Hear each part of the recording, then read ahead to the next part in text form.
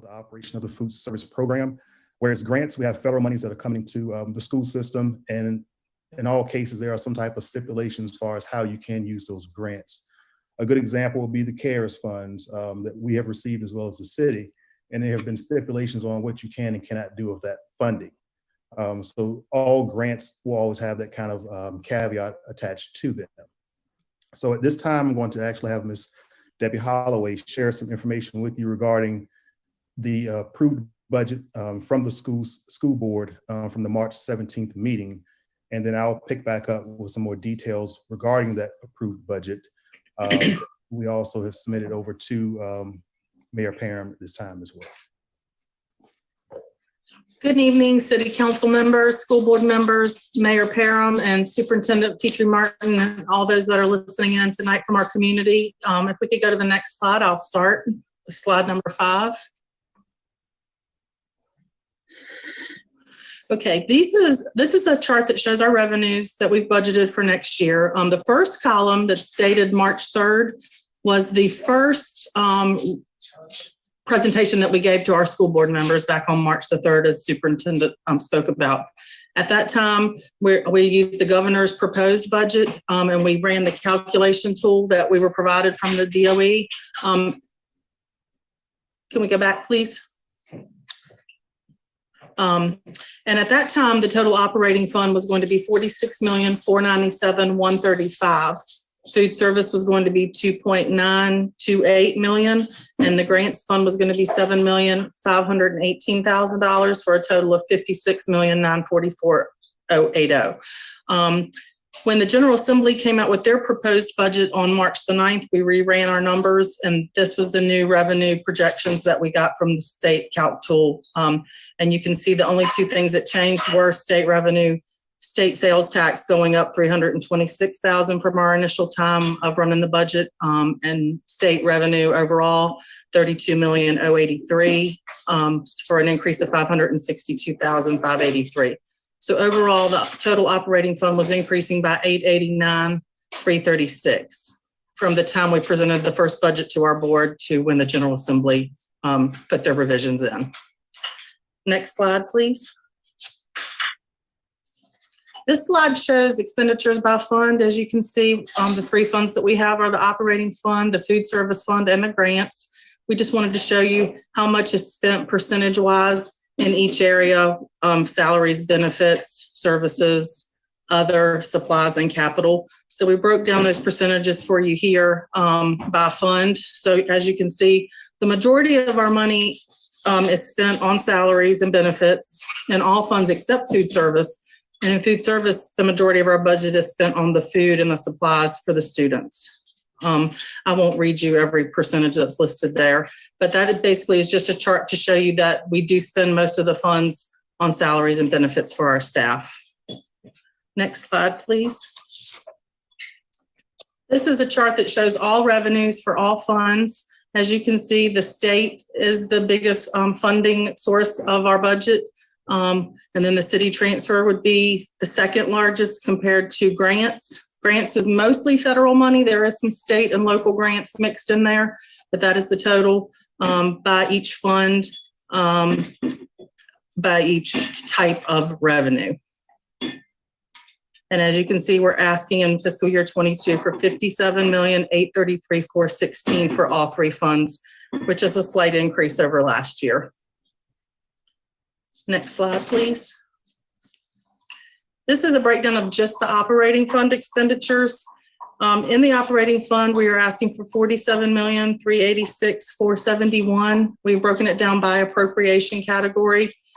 We have 6 appropriation categories. Well, really 5. Attendance and health and administration are usually mixed together, but I put them separate for you so you could see. Instruction, of course, which always every school system should have the biggest percentage in instruction. And for 2022, we are asking for an instructional budget of 73.43% of the overall budget. Administration is $2.6 million or 5.5%. Attendance and health would be anybody who works, psychologists, nurses, those kind of people would be 2.38% of our budget. Transportation is 4.29%. Operations and maintenance is 4.9 million, which is 10.343%. And then technology is right at 1.9 million, which is almost 4% of the total budget. And that's just the operating fund.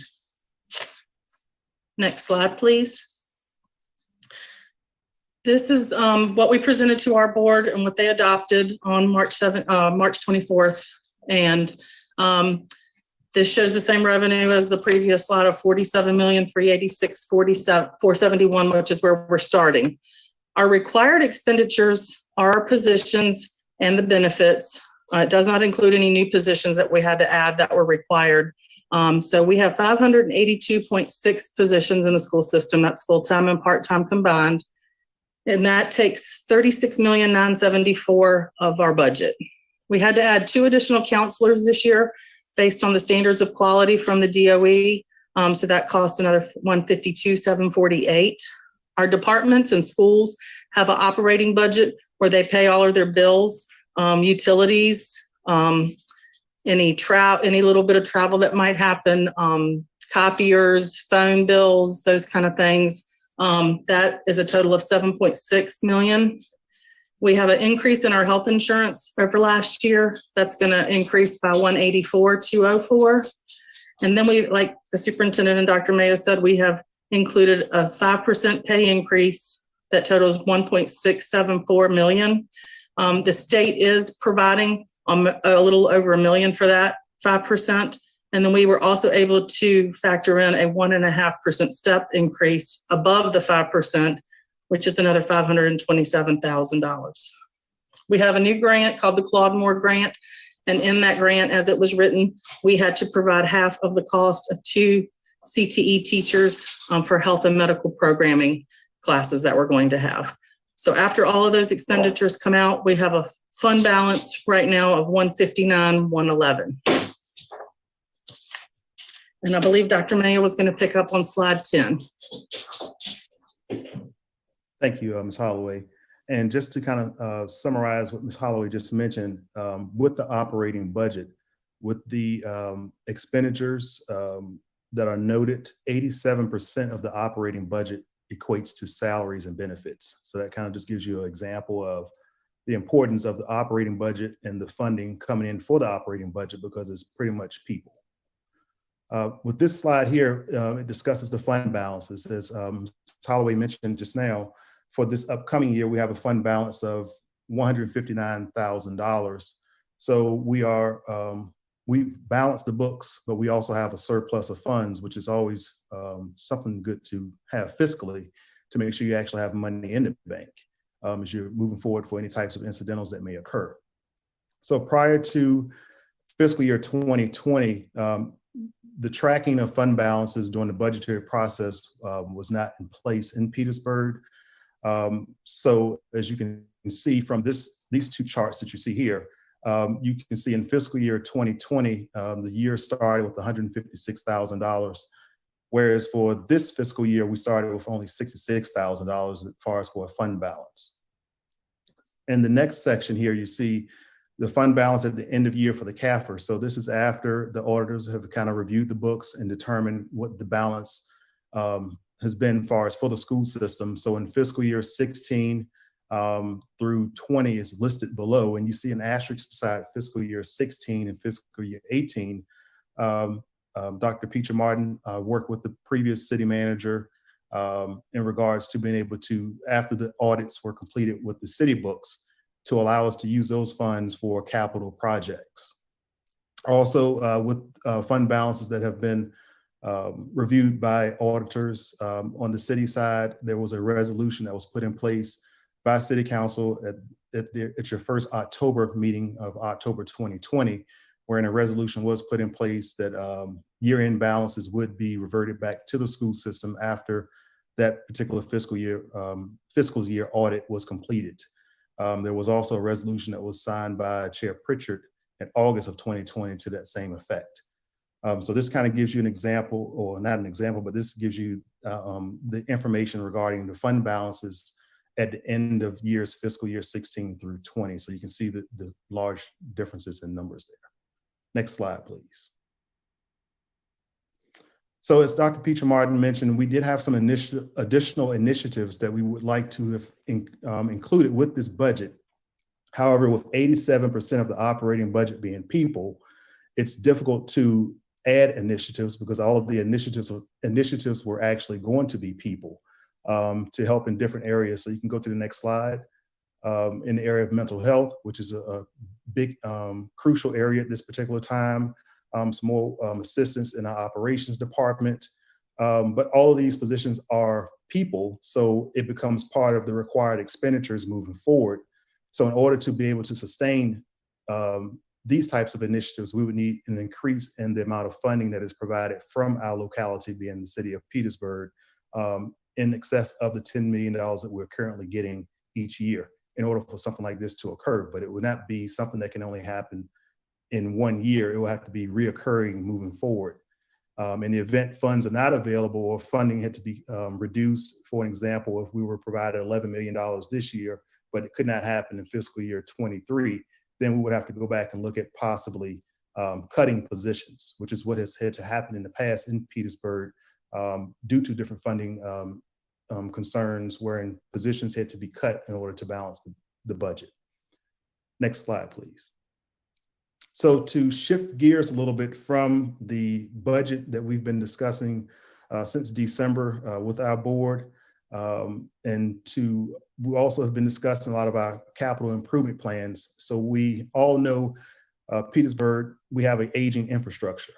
So we've done a fantastic job of keeping our schools in shape as far as, just with preventative maintenance. There are some tasks that really need some attention. And thanks to the city's budget office, I've worked very closely with the city's budget office, as well as Mr. Lawrence and Ms. Holloway, Mr. Floyd, as well as Mr. Plummer, have been very instrumental in helping us move along some of the needs that we actually have in the city as far as schools are concerned.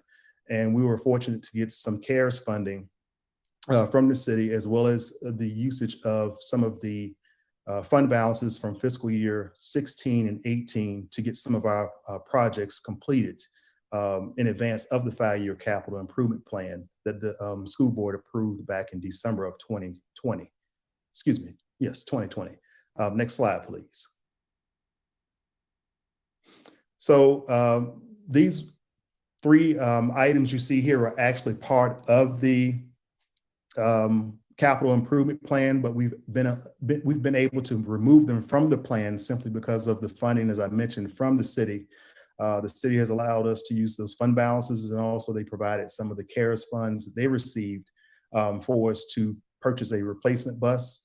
And we like to keep our bus fleet within the current cycle of not using buses over 15 years.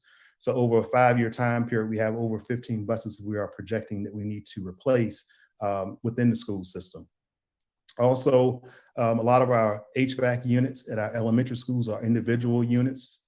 So each classroom actually has its own individual HVAC system. So those are also aging as well. So we were able to secure 15 of those HVAC units for Cool Spring and Pleasants Lane to continue to renovate some of those classrooms as far as from an HVAC standpoint. And also exterior doors will be in place this summer at Petersburg High School, Pleasants Lane Elementary, and Westview Early Childhood Center. And that would also help us with our energy efficiency of our schools, being able to replace those doors. And these, the latter two projects were projects we were going to get started sooner rather than later. But when we made a change to actually go back to face-to-face instruction, we've had to put these projects on hold until school ends in June. Next slide, please. Dr. Mayo, as you're moving forward, is there a way to expand the text on your presentation? As I'm moving around with glasses and close, and I'm watching other people as well, maybe I'm the only one that's having that challenge, but if you could make it a little larger, it would be greatly appreciated. Okay, Ms. Alvarez or Mr. Arnold, can you maybe zoom the chart out a little? Make it larger.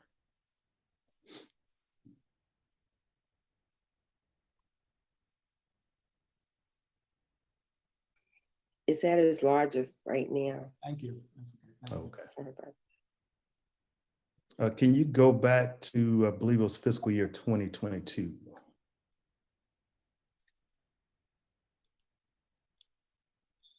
Okay. And this particular chart here, and I apologize for the size of it, actually includes the most. As you can see, for fiscal year 22, it equates to $3.8 million. And a bulk of that is because of the A&E, the architectural and engineering fees that are attached to anytime you're looking at a new school. As far as for the design, there have been conversations in years past about a Westview Walnut Hill complex with a site to be announced. So just the design fees that we mentioned, it will be about $1.5 million just for the drawings of doing such. You can also see there a bulk of the buses were also included with fiscal year 2022 for replacement. And we also have a huge concern at Westview Early Childhood Center as far as with parent drop-off, especially in the morning times from a safety standpoint. I know we get a lot of assistance from the Bureau of Police in the morning times, especially when the school year first starts, assisting with that drop-off. So that's also a very important piece of the budget. Window replacements, restroom renovations, as well as roof replacements make up fiscal year 2022's capital improvement plan. Next slide, please. For fiscal year 2023, again, more buses, and that includes our regular bus fleet as well as our special education bus fleet. Window replacements at Cool Spring, replacement of the gym floor at Petersburg High School, roof replacement at Lakemont. And then again, this is also a large fiscal year because it would also include the construction of the Walnut Hill Westview complex. And at the time of this estimation, we were estimating $26 million, but of course, it will probably cost more than that with just today's average as far as construction costs. So for fiscal year 2023, it equates to $27 million. Next slide, please. For fiscal year 2024, once again, the bus replacement. Also doing some repair work to the brickwork at Walnut Hill, which is definitely in need of doing so, and that also can help with the energy efficiency of the school. Ceiling and lighting upgrades at Lakemont, restroom renovations at Walnut Hill and Pleasance Lane, and a field house at Petersburg High School, which has been some discussion for quite some time as well, as far as having a field house at the high school. And this budget equates to $1.5 million, and the field house being the bulk of the funding for fiscal year 2024. For fiscal year 2025, next slide. One replacement bus, ceiling and lighting upgrades at Cool Spring and Pleasance Lane, and restroom renovations. So as you can see, as we're getting closer to the end of the 5-year plan, the amount of funding that is needed is also going down tremendously as well at almost $182,000. And fiscal year 2026, 3 replacement buses for a total of $287,000. Next slide, please. So in summary, the 5-year plan equates to almost $33 million. And with the removal of the new school from the equation, it equates to almost $5.4 million. Also, it's good to note that the restroom renovations that have been slated for the several different years, 22, 24, and 25, more than likely will be completed sooner. As I mentioned, we have received some CARES funding from the city. We've also received access to some of those fund balances, and we also have some funding from CARES as well that we're trying to utilize for some of these types of renovations, such as the restroom. So a lot of those possibly will be able to be removed from the different fiscal years of 22, 24, and 25 and moved up a lot sooner. This is actually a good problem to have, but we are now running into the problem of being able to get a lot of our projects that we're trying to get done in a 2.5-month cycle before school starts back up in September. So that concludes the capital improvement summary, as well as information on the budget for fiscal year 2022. Next slide, please.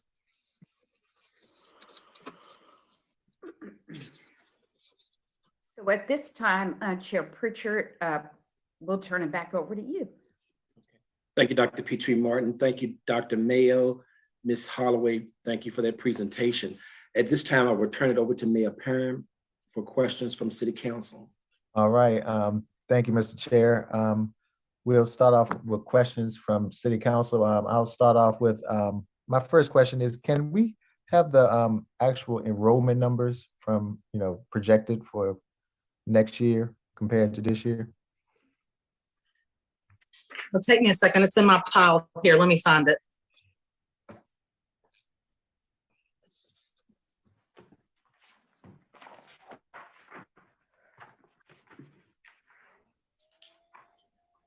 Okay, we're basing the budget on average daily membership. And for the current year, our revised ADM is 3,720. Our projected ADM for fiscal year 2022 is 3,733. Okay. Just to clarify, Ms. Holloway, that is just kindergarten through 12th grade. Is that correct? Yes, ma'am. Yes, ma'am. We do not count the preschool in there.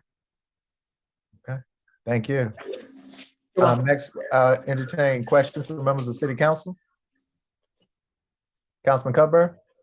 Thank you, Mr. Mayor. To follow up on the mayor's question a moment ago, what does that work out to be the total per student cost?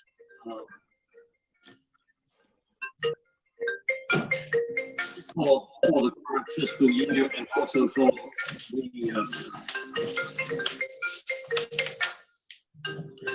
Hold on just a second, sir. I'm looking through my notes here.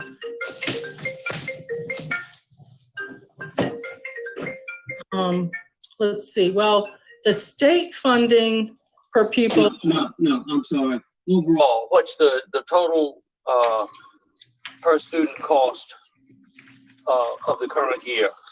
And same thing for the upcoming year. Well, we don't usually get those numbers till after the fiscal year is over, and we don't have, the state has not published that information for 2020 yet. I looked just yesterday to see if I would have that information for you. So I don't have 2020, and I do not have what it's going to equate to in 22 as of yet until everything is finalized. But I thought I had a chart in one of our older presentations that showed that. Let me look for that. If y'all want to move on to another question while I look for that, I'll try to find it. All right, well, that's great. I've got about 6 questions here, so we'll put that first one aside. Okay. Once we get that number, I'd like to know how that number compares to the per student cost for the surrounding, each of the surrounding jurisdictions. Yes, we have that. We have that information. And if we don't have it for current year, then for the most recent year for which you do have that information. Okay, I have it. I found it. Okay, great.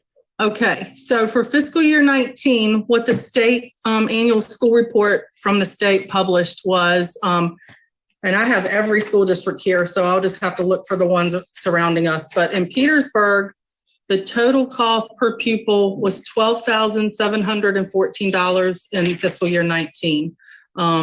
That has local, state, the state sales tax, the federal number, and then the total. So if I look at Colonial Heights, let's see. Well, that's a city. All right, Colonial Heights, their average per pupil is $13,542. That was published for fiscal year 19. Hopewell, $12,204. And should we look at Dinwiddie? Dinwiddie, $12,117. All right, and what about Prince George? Prince George County, $10,603. All right, well, that's helpful. Let me go to another question. I was kind of knocked over by the design cost for the new school. I think council has kind of been down this road itself, and I think we all like to learn from our mistakes. I think we paid an awful lot of money to design a new city hall and then never built it. That was before I got on council, and maybe my information is wrong, but I think we can all agree that if we are not going to build the building, it probably doesn't make a lot of sense to spend $1.5 million on designing it. Or if we're not going to build it in a time that the plans can be used, then it doesn't make good sense to incur the cost of the plans. Under the budget that has been discussed tonight, when would that $1.5 million in architectural fees or planning fees be incurred? Would that be in the fiscal year that begins July 1 of 2021? That would be correct, yes, because it's part of the fiscal year 2022's capital improvement plan. All right. I get a little confused with talking about 2022 when it's 2021, but you use the, I guess, the end point date. Maybe that's the way it's done in the industry to refer to the fiscal year. Okay, so I understand that. I just hate to see us getting boxed into a $26 million expenditure in 2023 with the argument that, well, we've already spent $1.5 million to design the school and we don't want to have wasted that money, do we? And no, we don't want to waste that money. So I just think we got to kind of anticipate what we're talking about here. Now, I added up all the percentage increases in teacher pay, or maybe it's in staff pay, and I think I heard 5% and then plus 1.5%. Is that correct? So a total of 6.5% for the projected the upcoming fiscal year. The cost of living is 5%, a 5% cost of living increase. We're also trying to give our employees a step. Each step equates to 1.5%. They have not had a step increase, and I've been doing some research all the way back to fiscal year 17, and teachers have not received a step increase at least since that time. So someone who was hired in fiscal year 17, if they're on step 2, they've been on step 2 since 2016, 2017 school year. Well, I understand, but city council has its own employees, and it's going to be it's an awkward conversation. Let's put it that way. When we have to explain to, or if we have to explain to city employees why the school employees are getting the 6.5% increase, and the city's employees are not, I anticipate.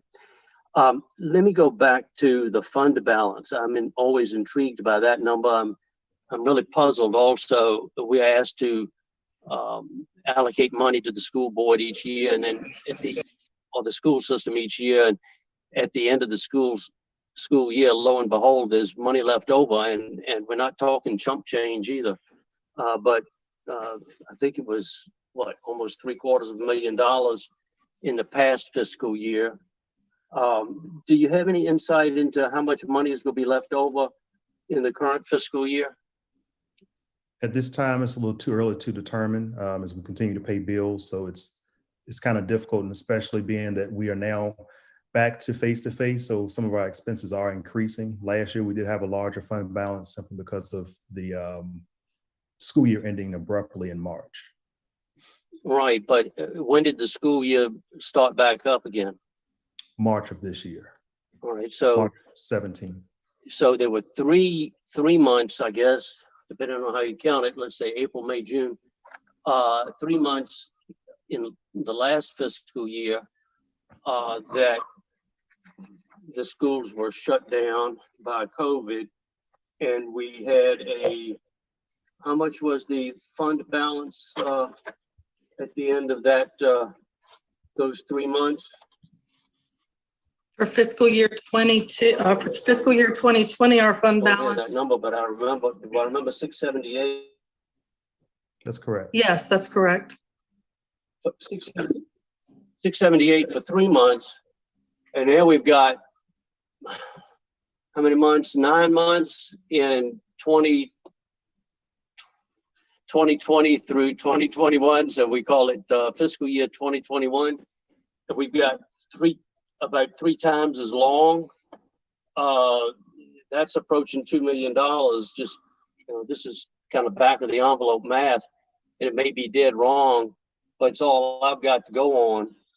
It sounds like we might have almost $2 million left over from the fund balance from as a result of the schools being shut down for 3/4 of the year in fiscal year that ends in 2021. It's certainly going to be a positive number. It's going to be greater than zero. I think we can all agree with that. Wait, yes. Is that a fair anticipation? It's going to be more than zero.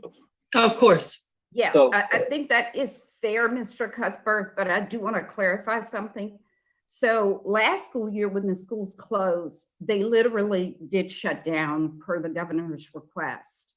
I do want to be very clear that starting this school year, all of our buildings were open and operating, even though we did not have students in the building. And I do want to, that's a huge distinction, because when you're talking about utilities and other items, our buildings have been open all year long. Our teachers have been actually teaching from the buildings, whereas when the school shut down in March, that was not the case. I do want to make that distinction. What about the food component? We heard that there were these three components of the budget. There's the operating component, there's the food component, and there's the grant component. Now, if the schools are shut down, I would guess we're not spending much, if any, in the way of food. Is that a fair assumption? So we actually have been providing meals nonstop. Actually, we brought the meals into the community on buses, sir. All right, so there hadn't been any appreciable savings in the food cost. Is that It might be less, but we have continued to run meals throughout this school year. okay? Well, if you do get any fund balance money back, how do you propose to spend it? Well, according to the discussion that we had with the city council on October 6th, I think we were led to believe that we could only spend it on capital improvement items. But of course, we are always open to have a different conversation. But that was our understanding. Well, I think we agreed to a resolution that was submitted to us by the school system. I don't think council, certainly don't remember any discussion by council as to whether that money should be earmarked for something other than capital improvements. I would welcome that discussion. My sense is that before we start spending this money on new buildings, we make sure that all of our children are reading grade level at the 3rd grade and or as close to all as we could get. And we just have to have priorities because we have a limited amount of money. So maybe that's something that City Council could revisit, Dr. Petrie Martin.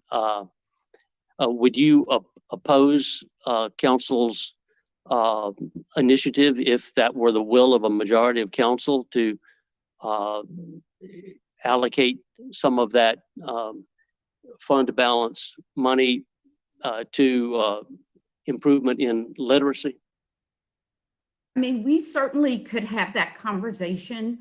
Keep in mind that we have other funds that go to literacy, and we will be receiving additional federal funds that will be going to that as well. So I just want to put that out there. Also, I think it needs to be a discussion with our school board because the resolution did go from the school board to the city council.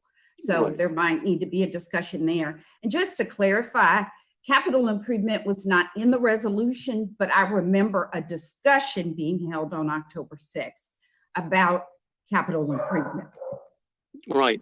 My takeaway, and maybe my recollection at the time was, or my understanding at the time was wrong, and my recollection today is wrong, but I thought it was limited to capital improvements. I would be a much greater supporter of the expenditure of that money for improving literacy. And I'm not talking about materials so much. I'm talking new programs. I'm talking about one-on-one teaching. I'm just deeply, deeply concerned about the low literacy rate that we've got. And we just— And Mr. Cuthbert, as we presented to you on January 8th, we do have a plan for that. And Ms. Tompkins, who presented on January 8th, is prepared to present this evening. Okay, well, that's great. Now, how about COVID money? If the school system gets any money as a result of this COVID catastrophe, money that does not flow through City Hall itself, but goes directly to the school system, is that a likelihood, you think, Dr. Petrie Martin? But you still have to appropriate the funds according to the Virginia Code. Okay.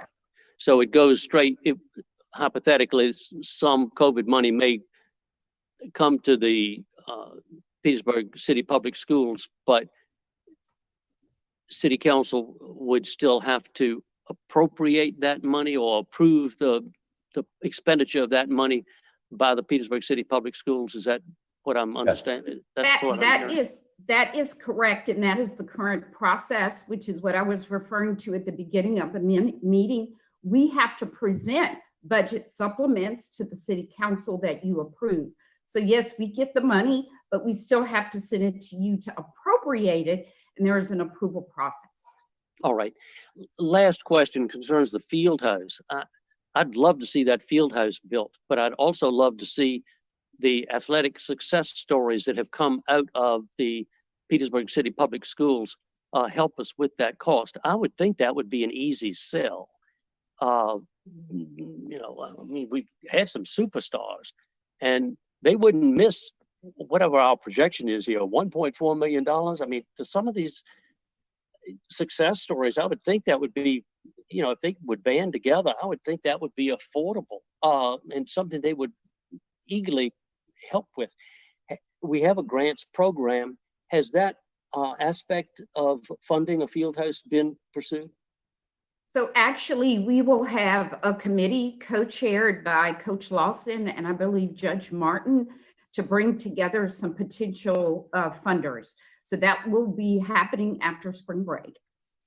Okay, but in either fiscal year that ends in 2021 or fiscal year that ends in 2022, is that the case? I mean, that's the timetable you're looking at? Fiscal year 22, yes, sir. Okay. Well, that makes so much sense to me. That looks like an untapped resource. I know athletics are such an important part of the total package of public education. And I do think that we need to do more along those lines if we possibly can. But I see this as an untapped opportunity, and I would encourage the Petersburg City Public Schools to pursue it, because that looks like low-hanging fruit to me. Yes. That's certainly the doorbell that I would be ringing. Yes, Councilman Cuthbert, I know Judge Martin and Coach Lawson is forming their committee now. I know it's dear to your heart. If you would like to serve on that committee too, I'm pretty sure they'll welcome you. It is dear to my heart, and I work 7 days a week. Too much of it, I'd say at least half of it, on city stuff right now. I am saturated, and I know, Mr. Mayor, you are as well. But I would welcome others to step forward and help in that regard. I do think it's important. And I just have to, my wife is dining alone tonight, and I've heard about it already. Thank you. Thank you. And Thank you, Councilman Cuthbert. Sorry, but it just limits. And he can be one of our biggest donors. So in any event, Okay. Yes. Well, Okay. thank you Thank very you. much. Thanks for letting me chat with you, Dr. Petrie Martin. All right. Next we go to Councilman Hill. Yes, thank you all for being on today. Really appreciate the work that's been done. I want to especially thank the board members and Dr. Petrie Martin and your finance team for all that you are trying to do. Thank you, Dr. Martin, for surprising us on yesterday at my ward meeting. I really appreciate your words and your comments. For the money that may be left over, I would ask that you all would try to use it in the best way that you all see fit. Okay, because we know that this is a strange time that we're living in, and that we understand that you all do have programs that are coming up to deal with the literacy in our city, but you all would know best where to put that extra money towards. Just let us know how you all are planning on using it, and I'm pretty sure that we will back that. Another thing for the plans for the school, and this may be just maybe, I'm just thinking out of the box. I know a lot of businesses that do, churches do it, and I know we're dealing with government, but whenever they build different new schools and stuff, things of that nature, a lot of times, a lot of the schools typically look the same. And if we have a working relationship with the locality, we can cut that cost down by using, if it's something that we want, by using their blueprint. You know, Chesterfield's they built a few schools, and maybe we can modify it in that way. I'm just trying to find a way that we can save some money. You know, a lot of times, you know, most of some of your city halls and some of your courthouses and things of that nature in the past couple of years pretty much kind of look the same, and even your schools look the same. So if we're going to go down that route and make sure that we probably have the capability after we do the plan, whatever we spend, that we're getting ready to build the actual school. And those are my thoughts with those things. Let me see, I wrote down some notes here. The increased pay, can you all clear that up? Because there was a lot of numbers being thrown around, and I don't think that you all are saying 6.5% all up front. Can you just kind of clear that up for me, Dr. Petrie Martin, please? And actually, I'll let Dr. Mayo take that, but I want to be very clear. This is all predicated on the state also moving forward with the 5% increase for state employees and for teachers. I want to be very, very clear that we are only able to do this with the funds that we are getting from the state. There is no way that we could have done this with just the funds that we currently have. But Dr. Mayo. Thank you. And that is correct. The 5% increase, I don't have the actual percentage amount, but I think we're only needing to find about $500,000 to $600,000, whereas the state is providing 1.1 million. So that's going to be the new baseline for Petersburg as far as the amount of money funding they will provide to us each year in the amount of 1.1 million. So that's how we're able to say we want to provide more as far as an increase. Other localities are doing the same thing. In order for us to stay competitive and to be able to continue to recruit and attract talent to come to Petersburg, we have to stay competitively priced within the educational market. So within Region 1, we're currently 5 out of 15 school divisions as far as the starting teachers' pay. So this will help keep us within that top 5 percentile range if we're able to continue to do these types of things. What we had problems with in the past, as I mentioned earlier, we have not had any steps. Other school systems, even if they may not have a cost of living adjustment, they may still bump all of their employees up a step. So they're still getting some kind of increase, be it 1%, 1.25, 1.5% increase each year, whereas our employees have not even received a step in so many years. So you can't really compare to what we're providing on the school side versus what city employees would be receiving, because we're getting our funding pretty much from the state in order to do what we're trying to do. Otherwise, we would not be able to do any of this either. Thank you. I really appreciate that. I'm glad that you cleared that up for us, because a lot of your money comes from the state. And so you can't compare city employees to the school employees, not to that degree. I do understand the system that you all are saying. Also, was one last thing, the field house. One thing that I got a team of us together, probably about last year, around about this time, that we were trying to do a celebrity golf tournament for the field house. Coach Lawson, he's part of that. Tammy Yerby was part of that. And that'll be something that I will ask that committee for us to try to look at. I don't mind serving on the committee along with them, but we had done some of the groundwork. I've talked to many of our celebrities in Petersburg. They say they will be willing to come back and do a celebrity golf tournament to help raise funds solely for the field house. So that's an avenue in which we can take.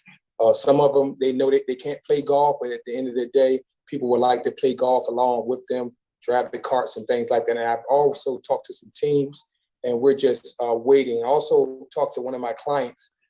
He's the manager of Toyota Priority up in Chesterfield, and he's willing to do a hole-in-one, whereas you will win a car if you hit the hole-in-one, I think on the 19th hole or something like that. So there are different ways in which we can try to get this money.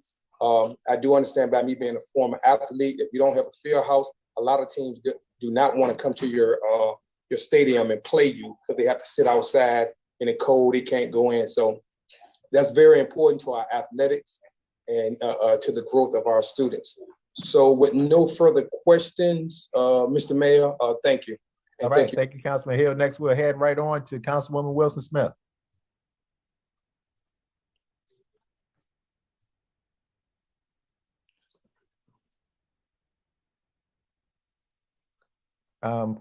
You're muted. Yes.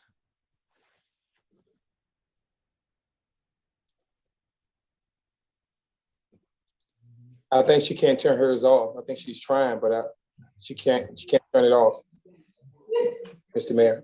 Okay. See if Mr. Mayor, Mayor Yes. Perm, see if Ms. Alvarez can unmute her. Ms. Alvarez, are you able to unmute her? Yeah, I tried. It's asking her. I'll try again. All right, well, Councilwoman Wilson Smith is waiting to unmute herself. We'll move on. Vice Mayor Smith Lee, you had a question while we're waiting on Councilwoman Wilson Smith. Oh, I'm unmuted. Yes, thank you. Okay, Councilwoman, look, Okay. Vice Mayor, Mhm. as soon as I called you in, Councilwoman Wilson Smith finally got unmuted. So let's circle right back. Okay. Okay. Mhm. All right. Thank you. Councilwoman Wilson Smith, you have the floor. Thank you, Ms. Smith Lee, and I apologize to everybody. I had a question for Ms. Holloway, please. When you talked about the amount each jurisdiction spent per pupil, did Yes, you have ma'am. the number of students in those jurisdictions? Let me see if it said that information. Hold on just a second. Put it away so quick. Let's see. Yes, I have their ADM. Okay, Did I read you some of those? please. Okay, and let's see. In Colonial Heights, it was 2,841.5. Okay, And Hopewell, it was 4,282.1. And let's see. We had Prince George, right? yeah, Prince George, Dinwiddie, and Yeah, Petersburg. Prince George is 6,347.2. And who am I missing? Dinwiddie and Petersburg. Dinwiddie. Oh, ours was in 4,187.7. And Dinwiddie is a county, so I have to flip back. Dinwiddie is 4,356.7. Okay, thank you so much. You're welcome. I wanted to talk a little bit about the school system getting raises, which I'm in full support of, in comparison to what Mr. Cuthbert talked about the city city employees getting raises, and I don't think that that's a comparison. But if we're honest with ourselves, a great number of our city employees has gotten enormous raises. And some of our city employees have children within this school system. If you look at and calculate for yourself a person who simply babysits a child or runs a daycare, a parent pays for an infant close to $300 a week almost for an infant in a daycare. Now, in the school system, you have educated people with your children all day who don't make half as much as what a daycare provider does. If you look at those numbers, you would see that the school system, the teachers, the counselors, the people who are not only just working with a small group of students, but a large number of students are really earning far more than what they're actually getting if you do the comparative analysis. If we want to start looking at what the teachers are doing, and I want to use Mr. Cuthbert's words in one of our meetings we had. He talked about competitiveness with, I had made a statement about us being too top heavy. And everyone came back with, that's all right, because we need the money for the competitive salaries. The same thing follows for the school system. If we make demands and we want them to be sure that our kids, the literacy rate comes up, the socialization skills improve, everything with our children improves, then there is no way that we could not want them to have that increase plus more. So I want the record to show that I'm in full support of the raises and of the city providing what it can. And let the city remember now, at the very first chart, it showed several years where the city did not provide the school system the money that it had allocated, the money that it had promised. And I remember in one meeting in particular, when one of the other city managers was here, we had a discussion about the schools were not getting the money that it had been promised. And the chart that we were shown, the history, it did not get it. And the ones who suffer when that happens to be our children. It's nobody else but our children are the ones who suffer when the city doesn't come through. That's a very important part. And I want to ask one question. When we talk about building a new school, are the plans to build on the current site, or are the plans to look for another site? I'm just going on what I have heard. It was plans to find a new site for the building. It was before my time as far as when that discussion started. So we haven't had any more conversation around it, simply because we do not have the funding to even move forward, even with the design phase of such a project of that magnitude. And also we will need to be able to secure a site that will be large enough to accommodate both of those schools as a complex. So the fee that is given is for the plans to build the school and the building of the school, but not for the purchase of land to possibly put a new school on. That's not included at all. And Correct. If you actually had the land to build the school on, then would that help? Well, it would have to help to defer the cost of building the new school. I don't know how many of city council members have actually witnessed it or not, but at Westview and at Walnut Hill, it is a serious traffic jam. It is awful. It is scary. And it is surprising that nothing has happened so far. If I can recall last year, I brought this to the school's attention. I alerted the police department last year, you have to go to Westview because there's parking on both sides of the street. and parents are pulling up, letting those little bitty kids out who are darting across cars. There are traffic jams. There are people who are late for work. I saw a lady back totally up to get to another street, not thinking about kids who are crossing the street. And at Westview, at Walnut Hill, you have cars who cut across the parking lot. They come out of the laundromat parking space. It's really, really bad.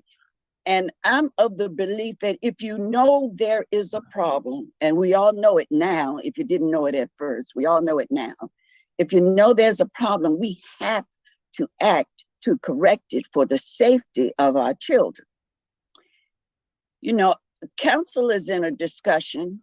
Well, we haven't had the discussion yet, but it's been on our agenda, so I guess it's public knowledge, about a soccer field going up on Flank Road with 20 acres of land available. If we can do that for $1, or lease that land for $1 to the governor's school for a soccer field, surely we could look at that same land to build a new school on, which would really help tremendously the school system. And I'd like to throw that out for thought. This is something that we need to look at collectively. This is for more than just the amount of kids in one school. This is for 2 schools at least, if not more. And it would help with a serious safety issue. So those are all of my points that I wanted to make. And I reserve the right to come back if I think of something else. Thank you. All right, Vice Mayor Smith-Lee. Thank you. Thank you, Dr. Petrie Martin and school board members and all who served on the team to present this budget. And it was excellent in detail. It wasn't anything that truly I had any questions about because it was put out very good. One of the things I want to, it's my opinion, any leftover monies, I think it should go to capital improvement funds, so because the schools are outdated in a whole lot of ways, and whatever we can do to make our schools better, I think that's where the money should go, and I am in for all teachers getting raises for the city of Petersburg. And one of the things that, I'm realizing that the city, also the school system, if we have land, we need to keep it for us. If you got land, that is everything. If you got land, because people want to build and bring businesses, and then if we got land, we have land for our children, the schools to be built for our children. So I really don't want us to be selling anything to anybody. If we're going to do anything as far as land, I think we need to make sure that we all are taken care of. And one of the things that I have been on my heart for a long time is, trying to make sure that our athletic kids get what they need. And one of the things I had discussed with Coach Lawson was, just imagine all of the graduates that have come through Petersburg High School, say 30,000. And if 30,000 graduates give $25 towards helping the Petersburg Public Schools to build a field house for Petersburg High School, that's $750,000. Can you imagine if we all pull together what we can do to help the community as far as having a schoolhouse for the kids here in the city of Petersburg? So those are some of the things that I'm just thinking about. But the budget was done in detail, and you all have done a great job. And thank you. All right, any more questions from members of council? Seeing none, Mr. Chair, hand it back over to you. Okay, thank you, Mayor Perham. I'm not sure, but are there any school board members that have any comments before we move on to the next presentation?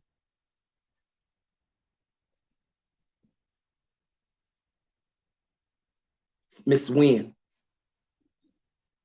Ms. Nguyen? Yeah, I had to unmute myself. Okay. Good evening, everyone. I hope everyone's doing fine. There was just one thing I wanted to reiterate and put out there as a former, I have to say, make sure that I'm clear, but you know, it really doesn't change all that much. The needs is always there. As a former public school educator, the pay increase and the step increase is very important. It is showing our teachers that we support them.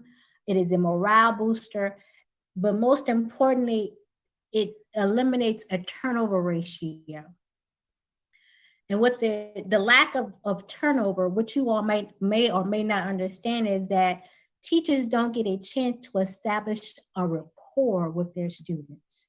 They don't get a chance to have the students identify, no, this teacher really has my back. I can go to her when I'm down. I can go to him and talk to him about anything in the world, but it does help establish a rapport. When you know that the teacher have your back and you know that you know, you can go to school and see that same face on a regular basis for 20 years, for 30 years, however long it takes him or her to retire, you feel good. Elementary school, you can always know that he or she's going to be there when you get ready to graduate, and you had such a good rapport with them in elementary, you invite them to your graduation. But it is definitely a morale booster, and it helps eliminate the ratio turnover. And those people establish long-term life relationships with those kids. I know I've done it myself. I actually had students who followed me to Virginia State when I left the school, and they came to my office and said, so it is important that we do this, the pay increase. That's all. Thank you, Ms. Nguyen. Anyone else from the school board?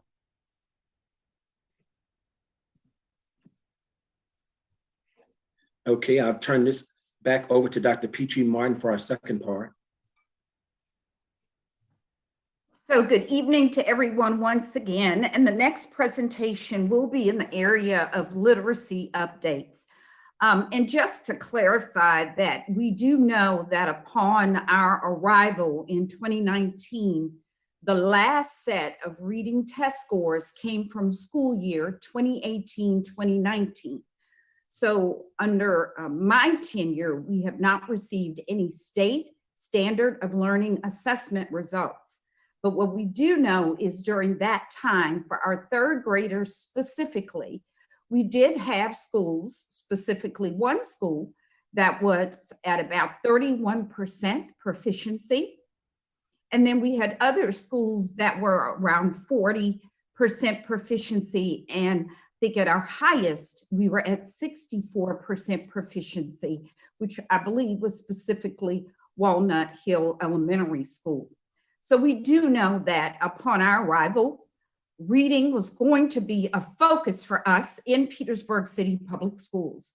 So this afternoon, we will be sharing with you how we are going to move forward, but not just how we're moving forward, but what we are currently doing to address reading in Petersburg City Public Schools.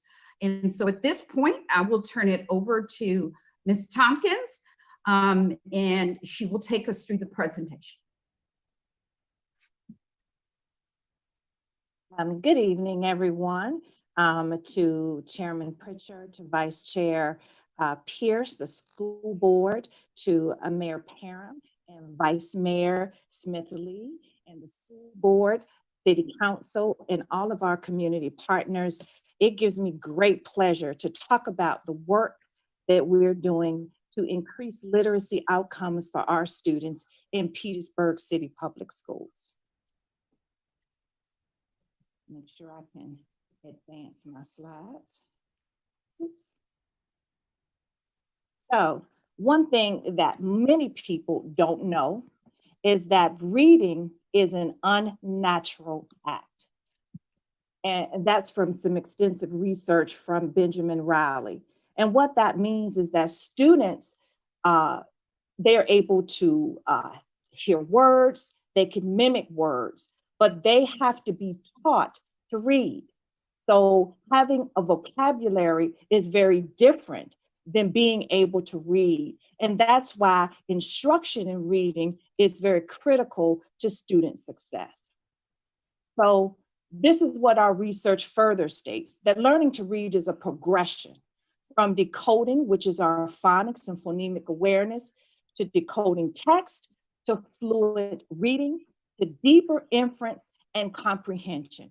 If students don't understand what they read, then they truly are not reading according to research. They might call the words, but they are not reading to get that deeper meaning and inferences from comprehension.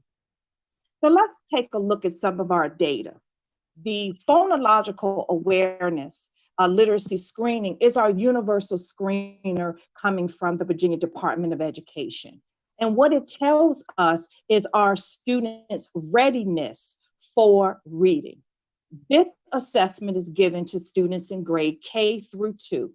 And any student in 3rd grade that was identified as needing additional support in reading are also assessed using this screener. As you can see, the majority of our students in kindergarten come ready to read. We have 78% of our students who were not identified. That means they met the benchmark and they have the prerequisites to learn to read. It does not mean that they have come already knowing how to read, although some do. This lets us know that they have all of the skills necessary to learn to read with proper instruction. The average child with limited word exchanges at home will have a 30 million word gap by the age of 3. This lets us know that vocabulary is important. And if our students who don't have academic language spoken to them at home from birth to 3 years old, they come with a 30 word million gap, which teachers, skilled teachers, have to compensate that gap to ensure that those students are ready to read. So here's what we have been, this is what has happened with our students in 3rd grade. And I'm very proud of this data. When we tested our 3rd grade students who were not reading on grade level, or students who had difficulty reading in 2nd grade and were tested with PALS, we had 102 students who met the criteria. When they were tested in the fall of 2020, which happened in September and October, we had 46 students who were at high risk. We had 42 students who were in the yellow zone or had moderate risk, and 14 who met the benchmark, which means that if they were in the high risk category, it means that those students came with significant deficits that would get in the way of them being proficient readers by the end of 3rd grade, thus reading on grade level.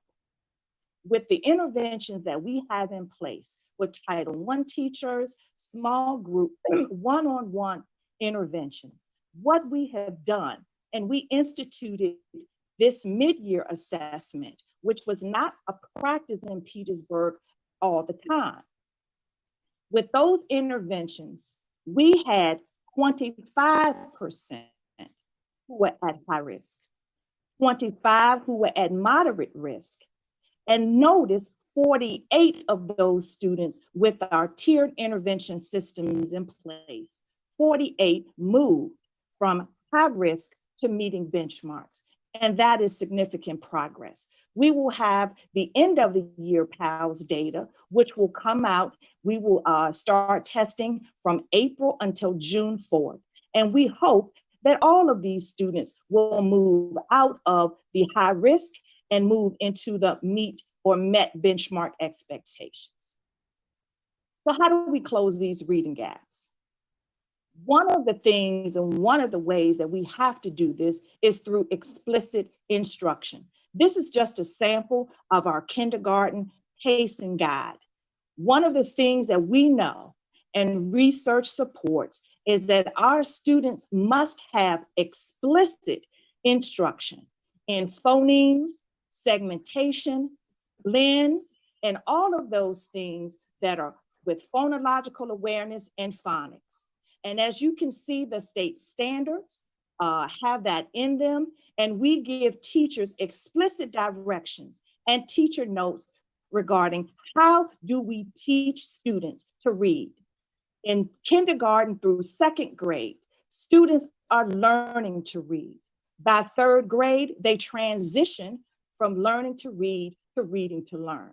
And as you can see in our kindergarten pacing guides, we have onset and rhyme blending. We have initial and ending consonant clusters to help our students be able to distinguish the phonemes when they hear the beginning sounds, the middle sounds and ending sounds, that they're able to make those distinctions.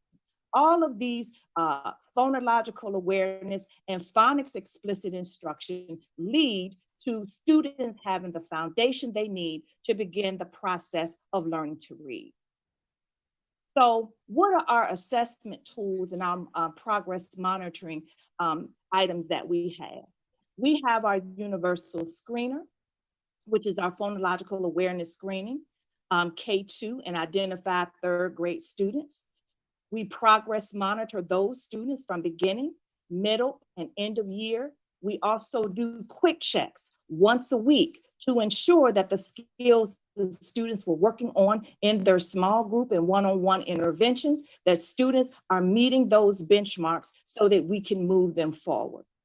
We also have our Fontes and Pinnell benchmark assessment system in grades K through 2, which is a phonics-based and phonological awareness program, which teaches students how to read, decode, and segment words which lead to reading. Those assessments happen beginning, end, and progress monitoring tools that are used throughout to give us weekly data regarding student success. The next assessment tool that we will start using in the upcoming year is the Waterford Diagnostic Assessment Tool. It has progress monitoring tools embedded in its individualized system. So when students are on that program, which will happen every day, they have embedded checkpoints every day to improve the students' progress and also give teachers data to use in small group instruction. We have reading benchmark assessments every 4.5 weeks for students in grades 3 through 6, which we're able to analyze that data to determine which of those students continue to need small group instruction. Our small groups, they are not groups that stay the same. Students flow in and out of those groups based on instruction, which means if I have learned and have the knowledge that I need to move forward, I don't stay in the group. If I slip and need some additional support, then I can come back to that group. So we constantly monitor our students, which is the importance of that 4.5-week assessment, because it gives us that real on-time data so that we can support our students and their individual needs. And we also have a reading benchmark assessment for all students in grades 3 through 12 for 9 weeks. And we use the same data and the same information to support all of our students in grades K through 12 to ensure that they have what they need to move forward in reading. So what are our layers of support? We have Title I reading teachers and reading specialists in our elementary schools that work with our students who have moderate risk and students who are considered high risk. We have instructional coaches that work and support our teachers in how to teach phonics correctly. And then we have our core content program specialists who go into our buildings and not only support our teachers, but also our instructional coaches. One thing to note is that it is critical that we support our teachers in teaching phonics and phonological awareness correctly for our K-2 students. The research suggests that if a student has a proficient teacher in kindergarten, but does not have a high quality proficient teacher in grades 1 and 2, it takes 3 years of good quality instruction to make up for the gap that was had in grades 1 and 2.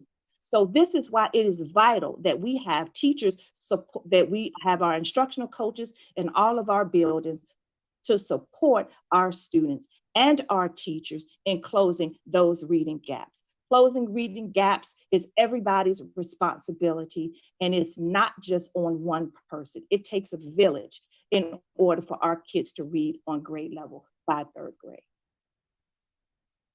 So I will entertain questions. I will turn it over to Chairman Pritchard and Dr. Petrie Martin, but I just want to thank you for the opportunity to share our literacy updates with City Council and school board members and community members tonight. Thank you very much. Thank you, Ms. Tompkins. Thank you for that report. At this time, I will turn it over to Mayor Perham for questions from City Council. All right, thank you, Mr. Chair. At this time, I entertain questions from members of the City Council. We'll start with Councilman Cuthbert. Thank you, Mr. Mayor.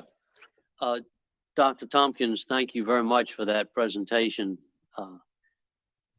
I think we're all shooting for the same goal, and it's gratifying to know that that's the case. I really never doubted it, but nevertheless, it's always good to hear it. It sounds like that there are a number of pinch points that you might say areas of focus that we might talk about or consider.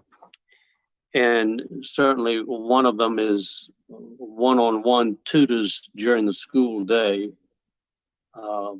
Another might be one-on-one tutors after the school day, but still on school premises. Another one would be to make house calls to encourage parents to get involved in helping their children to read. That $30 million, sorry, not $30 million, but 30 million word gap. I'm not quite sure how the 30 million is measured. I know I do not have a 30 million word vocabulary, and I'm well beyond the 3rd grade, so I can't quite figure out how that's being measured. But in any event, it's an attention getter, and I think the point is a big gap. I wonder if there's more that can be done to harness the interest, the self-interest of parents in their children's reading ability. Now, I realize that all parents have different financial circumstances and are not able to devote the time that they would like to helping their children.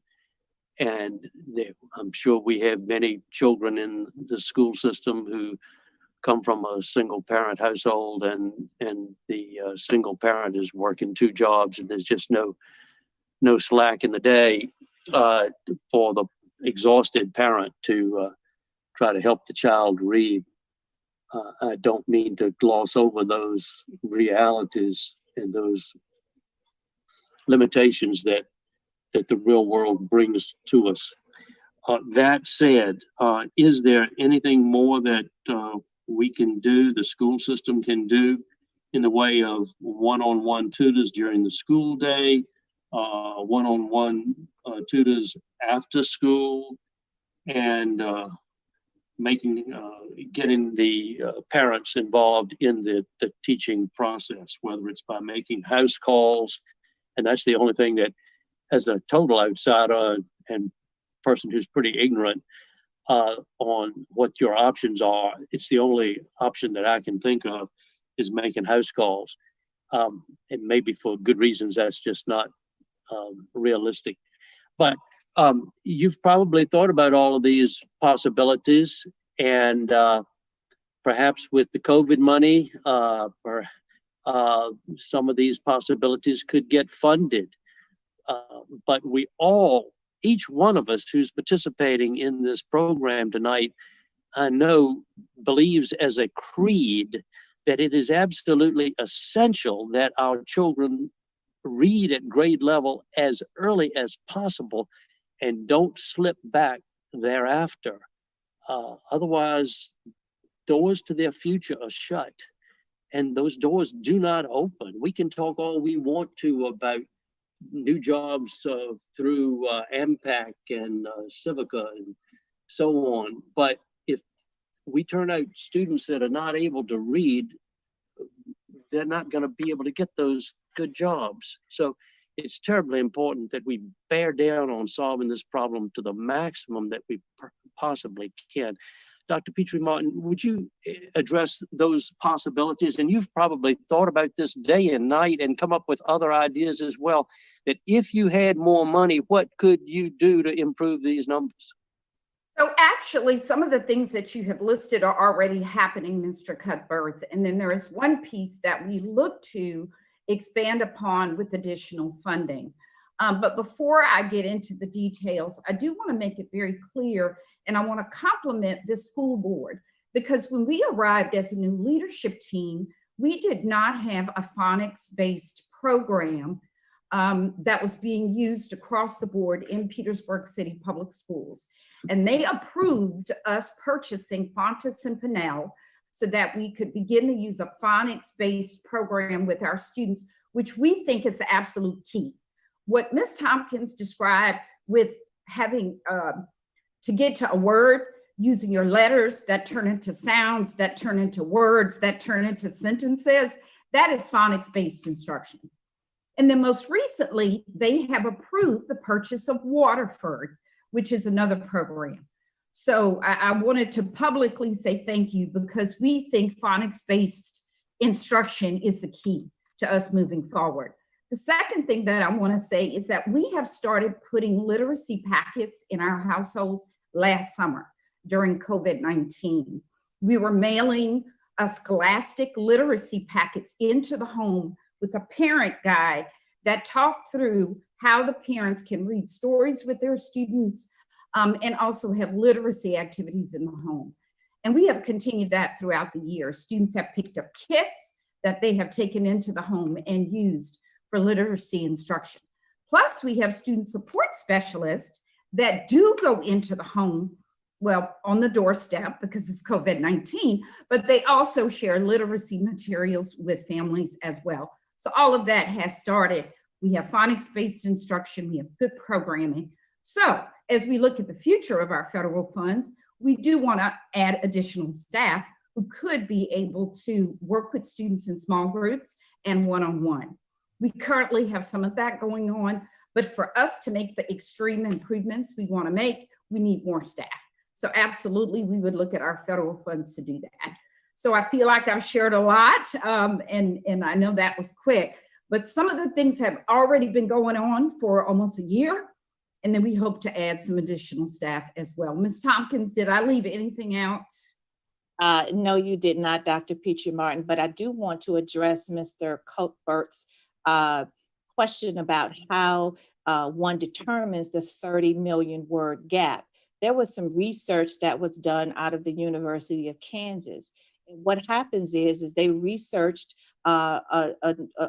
over time from birth to 3 years old. And what they noticed is that students who did not come from a literacy rich family had only about 900 word exchanges per hour. But students who came from a literacy-rich environment had between 1,200 and 1,500 word exchanges per hour.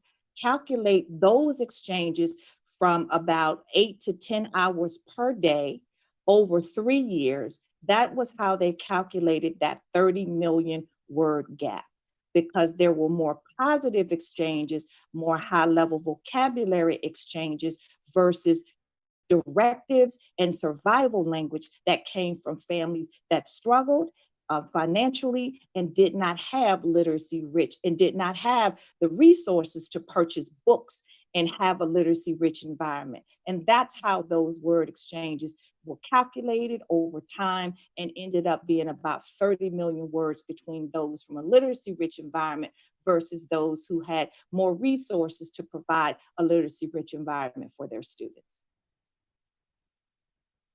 Well, thank you. I can see how those gaps would add up over time to a very big number. Thank you, Dr. Tompkins. Okay, next question. Councilwoman Wilson Smith.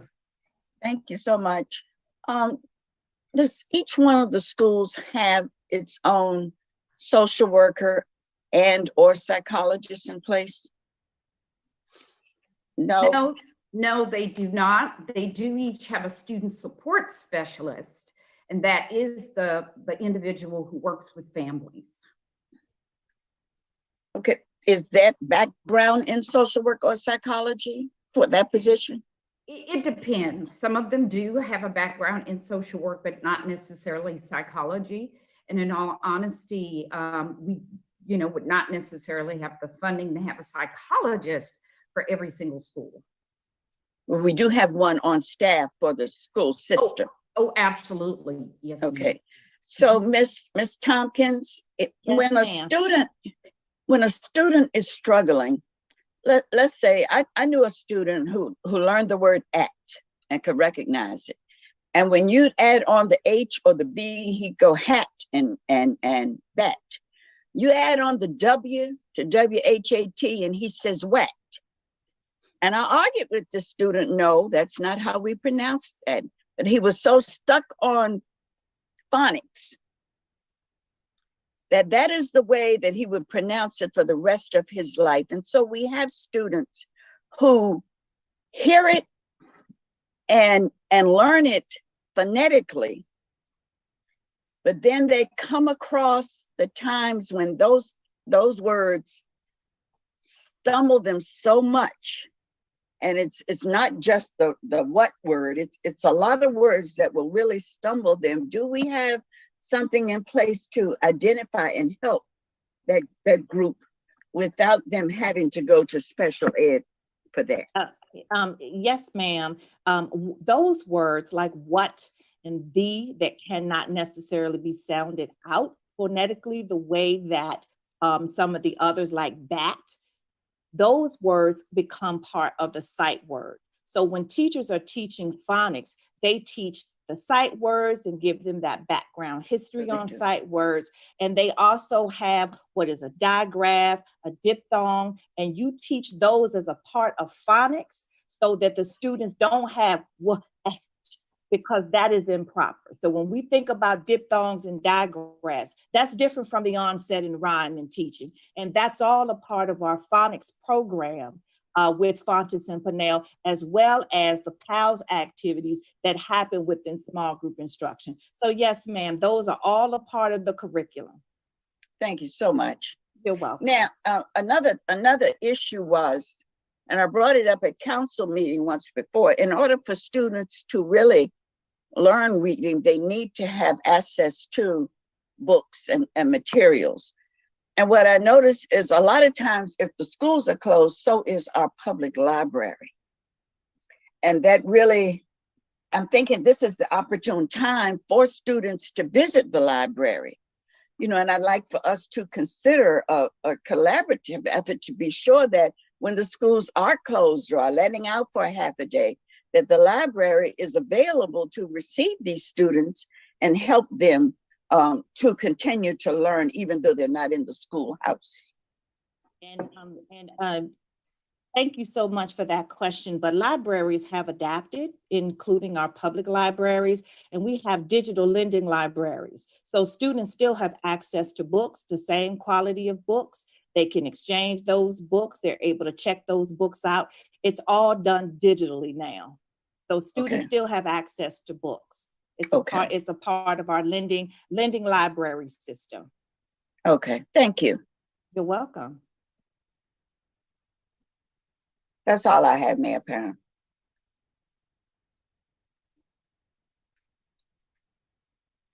We can't hear you. You're muted. Thank you, Councilwoman Wilson Smith. Next, any other questions from members of council? Yes, Vice Mayor Smith Lee. Mayor, okay. Then Councilman Hill. Okay. That was a great presentation. Thank you very much. I just want to say that literacy is not always on the school itself. It starts from home also. If the parents can read, 9 times out of 10, the children can read. But if the parents can't read, 9 times out of 10, the kids can't read. So we have to realize that we have to take ownership. Parents have to take ownership in trying to get this right for their own children. So we need to also come up with something so that these parents who can't read, because there are a lot of people out here that can't read. They look like me and they look like you. But when they go to fill out a job application or even reading the materials that the kids bring home to their parents, they don't understand it. And instead of them saying something or getting some help, pride has a lot to do with it. A lot of people don't want people to think that they don't have the literacy to do the things that they need to do. So we just have to make sure that I know the teachers are doing what they're supposed to do, but it starts at home also. Thank you for that. And so true. Okay, next we go to Councilman Hill. Yes, just want to give kudos to the school system. I wrote down the 3 ways that you all are working with our students, small groups, one-on-one, phonics, and literacy packaging. And I'm just delighted to see that you all do have a plan together to help the students. And I agree with our vice mayor, it does start at home, but we really realize that a lot of our students come from broken situations and things of that nature. That's the reason why retaining our highly educated and our highly advanced staff is very important. And I agree with, I think it was Ms. Wynn when she said you build a relationship. All of us that's on this Zoom call, remember that one teacher, whether male or female, that impacted our lives, that helped you become who you are. That's because if I'd have stayed in the school system for 10 or 15 years, and you went back to that individual when you graduated and you thanked them or you saw them in your church and things of that nature. I was at a funeral not too long ago, and my favorite teacher told the pastor that the person that actually was my cousin, we was funeralizing, said that was her favorite student. And I thought I was her favorite student. Just broke my heart right in the funeral. But anyways, kudos to Ms. Dent. But anyways, but it's very important that we retain our bright teachers and the staff along with them. So thank you for your literacy program. We really appreciate all that you do for the city of Petersburg. Thank you, Mr. Mayor, members of the board. Thank you so much. All right, thank you. Any other questions from members of council? Again, wonderful presentation, Ms. Tompkins. Next, we'll move, go back to Chairman Pritchard. Yes, Mayor Perm, thank you. Thank you, members of council. Thank you, Mayor Perm. Thank you, members of council. At this time, we would like to move to our community to see if anyone would like to speak. We are scheduled to end at 8 o'clock. And I think we have about 15 minutes left for our meeting. So at this time, if any member of the community, any member that would like to speak of the community, please raise your hand so we can recognize you.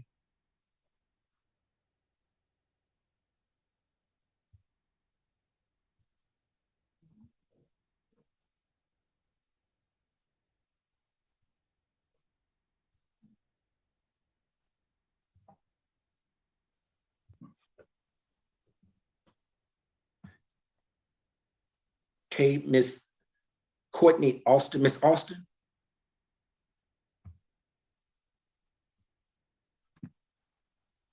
Hello? Yes, Miss Austin. Don't know if I can turn my camera on. No, you're good. You can speak. Okay. All right. I'm an educator. in Petersburg, and I'm a proud product of Petersburg. I graduated class of 93. We have been going back and forth with City Council for a number of years, trying to get the money that we need to move our system forward. When I grew up in Petersburg, we were able to do a lot of things. We may not have had much, but we got enough. Our teachers were there. I saw my teacher from kindergarten on through. I could go back to that teacher. Our students now are losing teachers because you can't afford to pay teachers what they're worth. I haven't received a raise in a while, and I've been in this division for quite a while.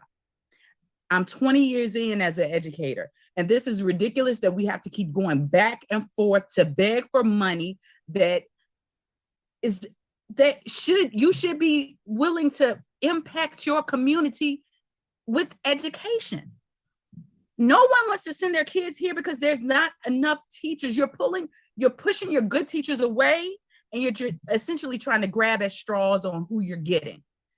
We need this money so that we can keep those teachers who are here, not just for a paycheck, but also for the kids. But you can't attract anyone just on kids alone and just for their love of education. We have to live as well. Why should my coworkers have to get part-time jobs in order to survive? This is absolutely ridiculous that we're still doing this and crying out, please fund our schools. That's all I want to say, because I'm very passionate about it. It just is ridiculous. And I also want to say, I would like to see more City Council actually in the school division, and I need to see more of you there. Maybe then if we saw more of you in our division, then you would know what is going on in the schools, and it wouldn't be at this point where everybody's asking those questions. So I would like to see more of a give and take relationship as well. That's all I have to say. Thank you. Thank you, Ms. Austin. Next, we have Bobby Beverly.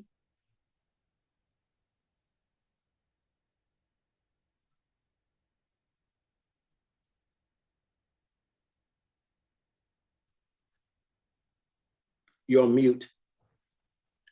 Okay. Okay. Good evening. Can you hear me? Yes. Okay, good evening. My name is Bobby Beverly. I actually work at Warner Hill Elementary School. I am a product of Petersburg. I graduated the class of 1978, which was the fourth largest class in Petersburg High history. I have a master's, a bachelor's in history, one published book, and been studying history for 43 years. The reason why I'm bringing this up, because there was a teacher, Mr. Carey, in high school, who awakened me to history. And he simply pointed to the ceiling. He said, "Who invented the filament that produced the light?" And I raised my hand and I said, "Thomas Alva Edison." And he said, "No." His name was Louis Latimer. He was a Black man. He was an African person. I disputed that. I said to him at 17, "We're Black. We have no clue. And we have nothing that we contributed to history." In one semester, he awakened me. Why am I telling you that? Because the governor said when he was running that what they were going to do is put a commission together to bring history to the schools, because we do not teach Black history. I taught only one-time history down in Rocky Mount, North Carolina. Rocky Mount. My students passed the first exam in the state's history under me, and I only taught them for 4 months, and they passed the very first time. Why am I telling y'all all of that? Everyone runs away from those who are really studying the history. They don't give us the opportunity. And I'm going to end by saying this again. I have a master's, a bachelor's in history, and a published book, but yet no one will hire me to teach our story. Thank you very much. Thank you, Mr. Beverly. Next, we move to Ms. Norma Williams.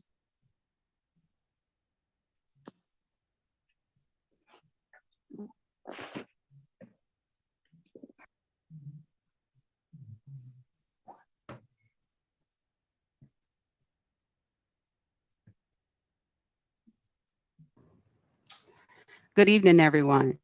Good evening. Good evening to the school board And good evening to the superintendent. Good evening to our mayor, our vice mayor, and all the council members that are present, as well as all the participants that are participating that have signed on this evening. My name is Norma Williams, and I too am a product of the Petersburg High School class of 1980. I have a passion for learning, having gone on as well and done wonderful things, as well as performed as an adjunct professor and seen many adults that later on in life come back to get or complete their degrees.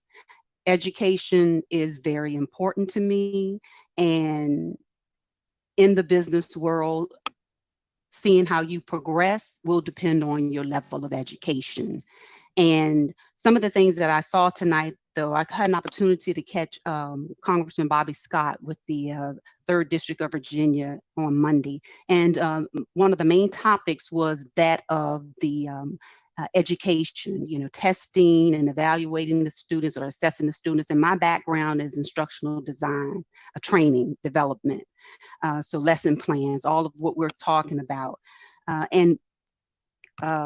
Congressman Scott was talking about the funding that's coming out with the American Rescue Plan and the need. You have the money, the schools now have the money for the teacher assistants to get all of those things that they need, the additional teachers, educators, the small groups, the ratio of instructor or teacher to student ratio, reducing them.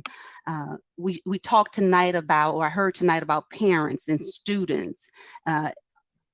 We have made slow but steady progress. I see it, and I can't thank Dr. Petrie Martin and as well as all of her members and staff and for the job that they are doing, but it's been slow but steady progress. What I know that things that I've seen being done, the students, while they may not be able to participate in host nations, they're doing touring other countries and learning about other countries. I've seen the kids really take part and really being engaged and being awarded bicycles because they are perfect attendance. I've seen so many positive things, but just hang on in there. It's going to come. We're going to get there. What I'd like to also see further is, again, teacher assistants, the library, read-alongs. And I just, again, thank you all for attending and thank the staff at the school what you are doing. Thank you so much. Thank you, Ms. Williams. Next, we'll move to Ms. Bob Rudolph.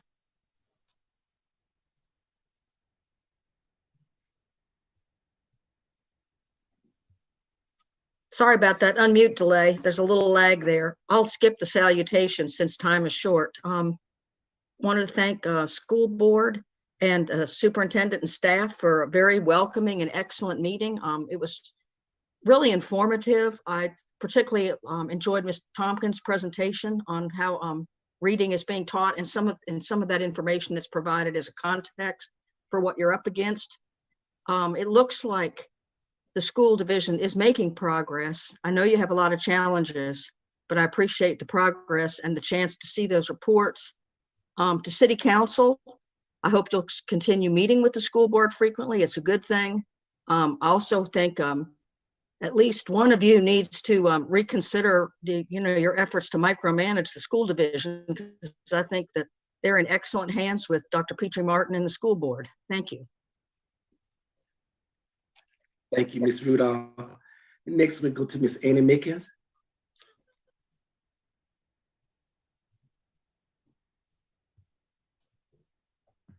Unmute. Here we go. Good evening, everyone. You can hear me now? Yes. I do want to say thank you to the school board and Dr. Petrie Martin and the school staff for the excellent presentation that has been made.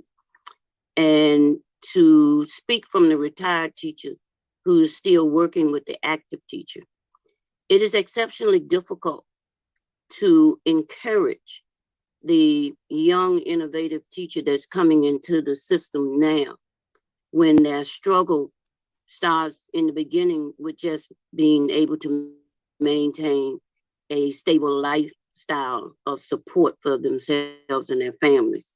The vast majority of them, they are of a different generation than the one that I came into teaching.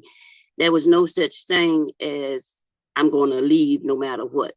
You're dealing with a generation of professionals that they are not going to stay. So I'm speaking from the salary point of view from a retired person who was frozen for 7 years with not receiving a raise. And knowing what that does to a person's desire and passion to participate in their chosen profession. I would sincerely hope that the city would find a means by which they could really work with the school system to meet the need to fund the school system so that those salary increases could be made. And with that in mind, where the teachers who enter into the field now, they don't think about retirement the minute that they start teaching, but they are affected every single day by that decision not to be fairly compensated. And I just thank you for the opportunity to speak. Thank you, Ms. Mickens. We appreciate it. Okay, the time now is 7:58, Mayor Perm. Mayor Perm, we had agreed to continue to meet quarterly. I'm looking at June 28th. That's a Monday, the last Monday of the month at 6:00 p.m. We could send that out to see how that works for everyone, for everyone's schedule. That would be great. Okay. And Mayor Perm, also, like I said, the school board and city council, we all agree, so we're coming together as partners. So for June 28th, do you think it's a possibility that city council could present at this meeting, present your initiatives and things that you would like to do to support the school system, things that you are doing to support the school system, so that our community can know more about what you're doing to support Petersburg City Public Schools? Absolutely. Okay, so we will turn the June 28th meeting over to you all to present. Okay. Okay. All right. All right, I do appreciate it. At this time, we would like to thank everyone for being on. Thank the community. Thank you, Dr. Petrie Martin and your staff. Thank you, Mayor Perm and all the council members. Thank you, school board members. At this time, I entertain a motion to adjourn. So moved. Moved by Mayor Perm. Is there a second? Okay. Second by Councilman Hill. All in favor? Aye. Aye. Opposed? Motion carries. Everyone have a blessed night. Good night. Thank Good night, you. everyone. Good night. Good meeting. Yes, thank you.